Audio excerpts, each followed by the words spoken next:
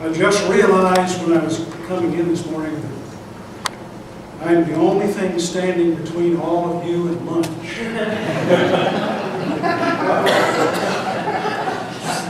12:15, we start throwing rocks. All right, 12:15. Pebbles, we're stopping. Praise God. That's an awful place to be in, isn't it?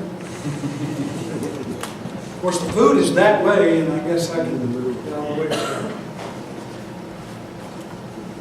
It has been called one of the greatest revivals since the day of Pentecost.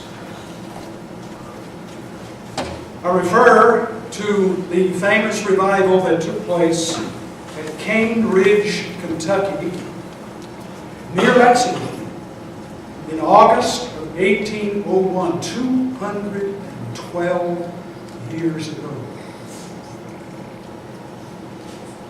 In the late fall, a few years back, 12 or 15 of us from the Atlanta area made the trek to Cane Ridge. Here you see it on the screen. The building still stands. You can't see it in this picture because it's enclosed in a large stone structure for preservation. But inside that structure, you will find the actual building that was first erected in 1781. When this part of the country was the frontier. In fact, still preserved in this building are the little openings inside where you brought your musket to church with you. And if there was an attack on the church at any point, you grabbed your musket and went to one of these little holes and started shooting. Originally, this building had no floor, just dirt floor there.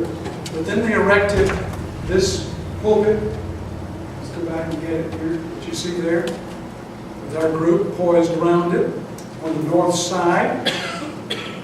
And actually, the building was so small, probably about half the size of this sanctuary, that at best it might hold 150 people. If you put in the gallery, or what we would call the balcony, it would hold maybe 200, packed very densely in this building. Outside, like many churches of that era, and even of our own era, there is a cemetery. Now, I don't know about you, but I enjoy walking through a cemetery and reading the tombstones. And in this particular case, you find all kinds of things there. Cane Ridge, you see, was one of the first churches in the country, particularly in south of Mason-Dixon line, to free the slaves and to invite them into the membership. And this was some 30 years before the Civil War. And out in that graveyard are tombstones of former slaves who were members of this congregation. While walking through that cemetery, I came to this marker. And etched on it are these words: Barton W. Stone, minister of the gospel of Christ and the distinguished reformer of the 19th century. Barton Stone, you see, was the pastor of the Cane Ridge Presbyterian Church that met in that little log chapel. He was the one who organized the famous revival of 1801, the Cane Ridge Revival. Now, who in the world is Barton Stone? Probably many of us here would not even know that name. Some distant figure from the past. You notice that this etching on the tombstone says, distinguished reformer of the 19th century. In our narthex, in this church, if you go through those doors and down the stairs, you will see a portrait of Barton Stone hanging there. Barton Stone, you see, was one of the co-founders of the Christian Church Disciples of Christ. in an age of revolution, when all kinds of political and social change was in the air, Barton Stone was born in Port Tobacco, Virginia, in 1772. Now that gets its name, of course, because it was a port where tobacco was exported to Europe. He was born there, and he set out early in life on a career in law, but along the way, he had an encounter with Christ and turned his direction then toward the ministry in the Presbyterian Church. Earning his keep while he was studying for the ministry, he came to the state of Georgia, located in a school over in Washington, Georgia, down near Savannah and Augusta. There it was that he heard about a movement that had started up in North Carolina. This movement had come from various churches, mainly from the Methodist Church at that time, and they were calling themselves, these people, Christians. What a novel name, Christians. He heard about that, and perhaps there was a seed planted in his mind about that movement while he was down here in Georgia. While he continued on his trek, preparation for the ministry of the Presbyterian Church, and then he admits he had some difficulty with some of the creeds and all of that, but they finally got that ironed out, and he was ordained into the Presbyterian ministry, and he took the pastorate of the Cane Ridge Church in Kentucky.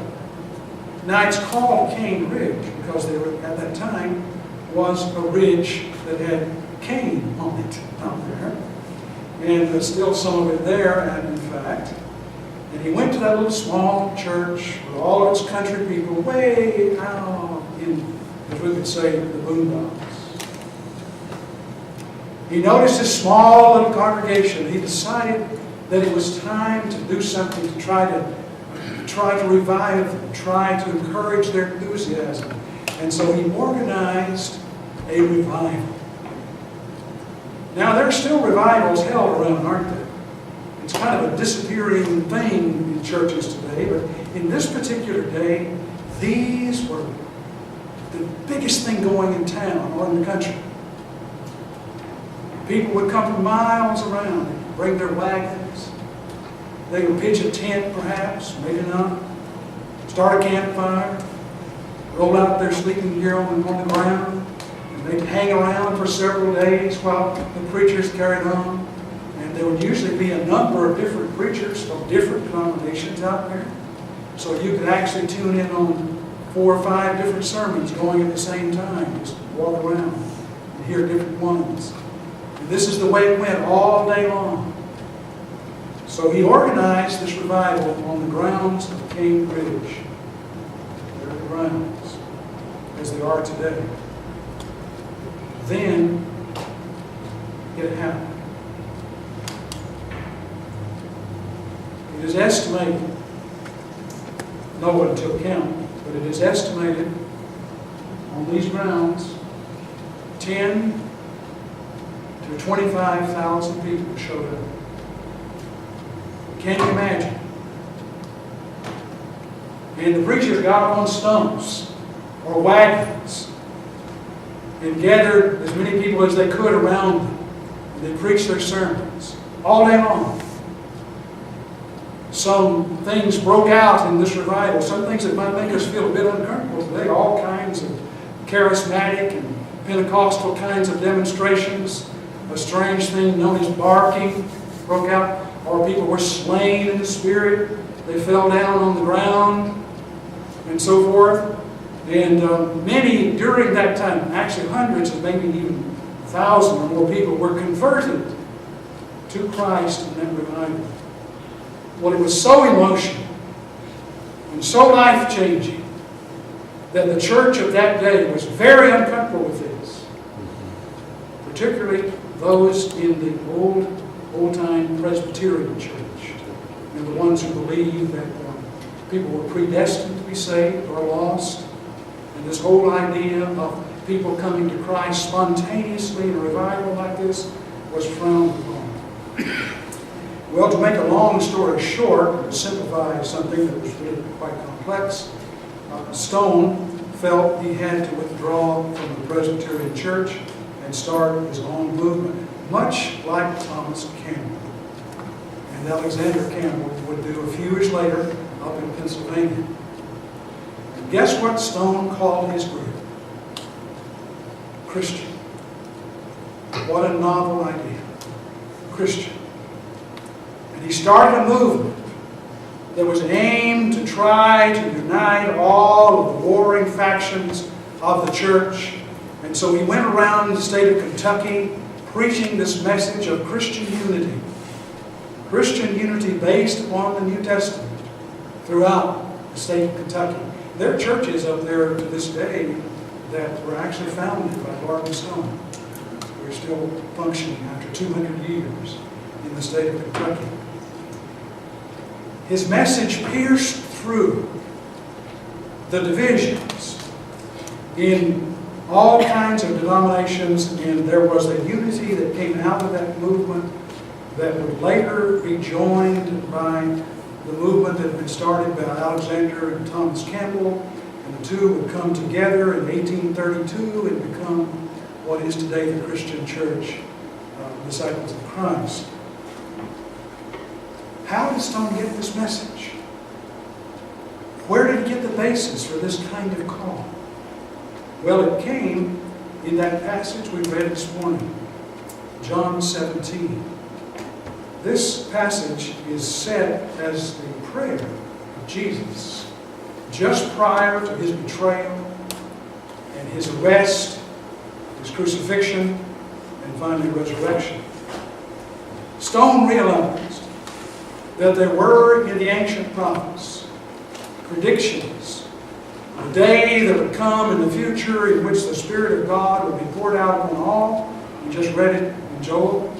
And that everyone who calls on the name of the Lord shall be saved. Jesus' prayer is a prayer for that unity. It is first of all a prayer for his disciples.